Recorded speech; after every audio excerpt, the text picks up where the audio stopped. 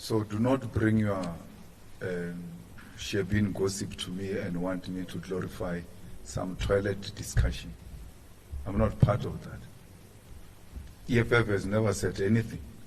If we've got anything to tell you, we'll communicate it. So when you gossip at Kitcheners in Ramfontein, and then after gossiping at Kitcheners, you want us to be part of Kitcheners discussions, don't involve us in any of those things. We don't know what you're talking about.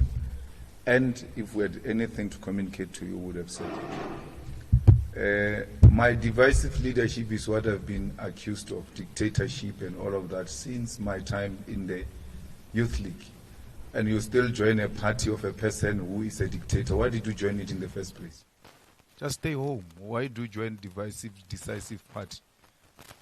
You came knowing that the president of the EFF is divisive. Why did you join? We made this call that people should join, and they did so voluntarily.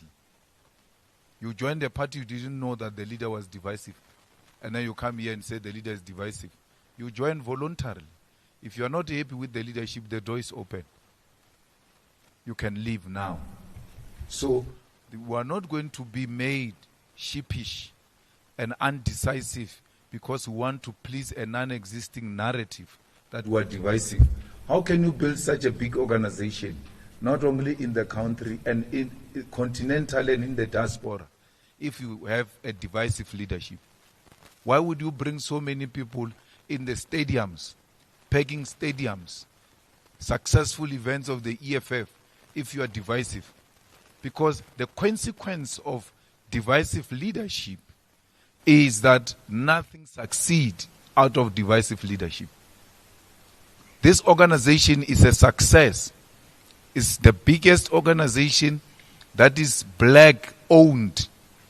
It's owned by its own people, its own members. No any organization can claim that. It does not receive any sponsorship from white people. If anything, it is white people who want it to die.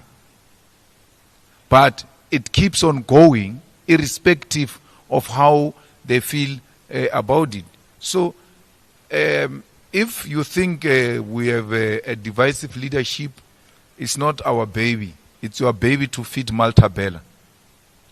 On Pala Pala, we said to you, and I don't know why do you say, what do you seek to achieve? We told you Pala Pala will never die.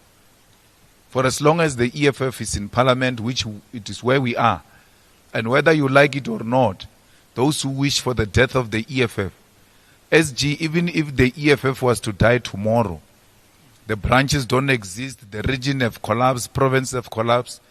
We've got 39 members of parliament for the next 5 years. There's nothing that is going to collapse.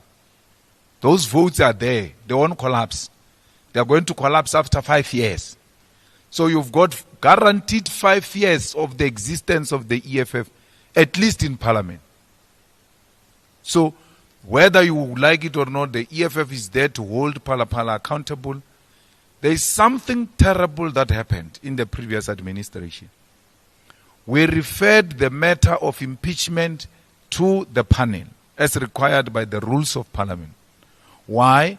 Because they know that if we were to say, is there prima facie evidence or not, we are going to be subjective because we are politicians. So on matters such as those, you outsource them to non-parliamentarians so that you get an objective view. And that's what we did. We argue that the panel's report, Parliament can't go against it without any rational reason. Parliament has not reasoned why it went against the panel report. So, in South Africa, you cannot abuse majority. Majoritarian will only work where there is no constitution. Majoritarian cannot stand the test of time in court. If you say the majority have voted, even if they voted in an unconstitutional manner, and then you say no, majority have spoken, there's nothing we can do about it. Our constitution doesn't work like that. Every decision, even a decision of the majority, must meet a rational test. And that's what we're going to do.